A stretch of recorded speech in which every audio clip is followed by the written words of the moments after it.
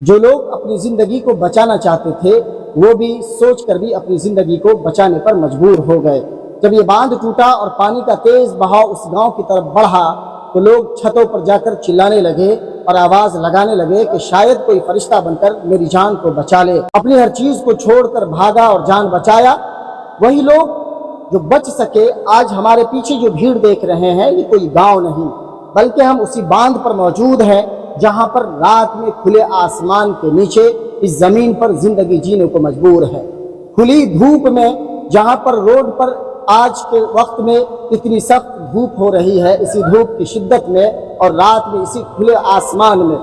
مہیلائیں، پروش اور بچے تمام لوگ زندگی جینے پر مجبور ہیں۔ کہ ہمارے پیچھے جو بھی بھیڑ آپ دیکھ رہے ہیں یہ وہی لوگ ہیں جو باڑھ پیڑت علاقے میں سیلاب زدہ لوگ ہیں، جو سیلاب سے ان کے گھر تباہ ہو گئے، زمینیں چلی گئی، گھر مکان اجڑ گئے، یہ جینے کو خود پر مجبور ہو گئے۔ یہ وہی لوگ ہیں جو کل تک اپنے آشیانے میں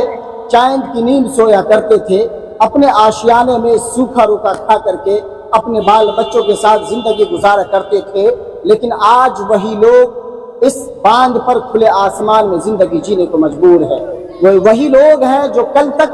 اپنے ہاتھوں سے کمائے ہوئے پیسے کے زندگی کے تمام سامان کو مہیا کر کے بال بچوں کا پیٹ بھرن پوشن کیا کرتے تھے، لیکن وہی لوگ آج لوگوں کی مدد کے لیے مجبور ہے۔ اور یہ آج کی بات نہیں ہے کہ جب ہندوستان کو آزاد ہوئے، بھارت کو آزاد ہوئے 70 سال ہو گئے، اور آزادی کے بعد ان 70 سالوں میں کیندر میں کئی سرکاریں آئی گئی اور راج میں بھی کئی سرکاریں آئی اور گئی، لیکن ان کی حالت وہی ہے جو 70 سال پہلے تھے۔ آخر ان سوالوں کا جواب کون دے گا اور ان کے دکھ اور مصیبت پر کون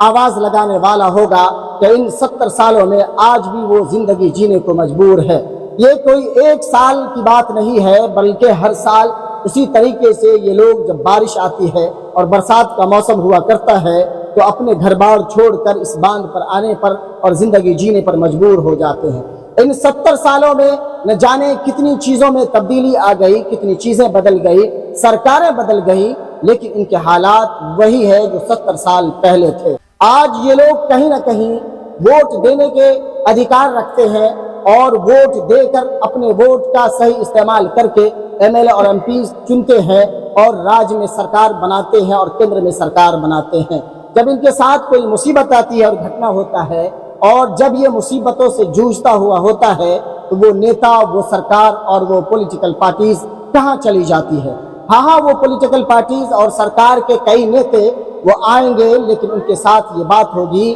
کہ وہ سیلفی کے لیے اور فوٹو اور تصویر کھنچانے کے لیے آئیں گے، لیکن ان کا حال چال جاننے والا کوئی نہیں ہوگا۔ ہاں وہ آئیں گے جب الیکشن کا وقت ہوگا اور جب ان کو ووٹ لینا ہوگا تو وہ آشیرواد لینے کے لیے انہی غریبوں، مجبوروں اور مزدوروں کے پاس ان کے چرنوں میں آئیں گے، ان کے چرنوں میں اپنے سر کو لگائیں گے اور ووٹ کو مانگیں گے۔ لیکن جس طرح سے ابھی یہ پریشان حال ہے اور پریشانی کے عالم میں زندگی